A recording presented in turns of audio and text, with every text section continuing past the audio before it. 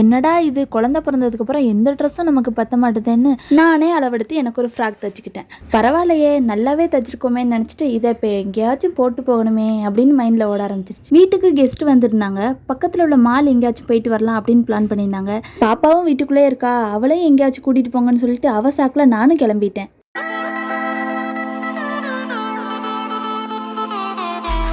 Mall renovation ஒர்க்லாம் முடிஞ்சு நல்லா சூப்பராகவே இருந்துச்சு. பாப்பாவுக்கு நல்லா என்டர்டைன்மெண்ட்டாக இருக்கும் அப்படின்னு சொல்லிட்டு ப்ளே ஏரியாவுக்கு போனோம். அங்கே பாப்பாவோட சித்தப்பா அவளுக்காக ஒரு கேம் விளையாடி ஒரு பால் வின் பண்ணி அவளுக்கு ப்ரெசென்ட் பண்ணாங்க.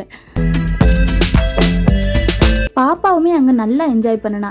நெக்ஸ்ட் என்ன ஏதாச்சும் சாப்பிட்லாமா அப்படின்ட்டு டேக்கோஸ் ட்ரை பண்ணுறியா அப்படின்னு சொல்லிட்டு என் ஹஸ்பண்ட் வாங்கி கொடுத்தாங்க. எனக்கு அவ்வளோவா அது பிடிக்கல. அடுத்து KFCயில் சாப்பிட்டுட்டு கிளம்பிட்டோம்.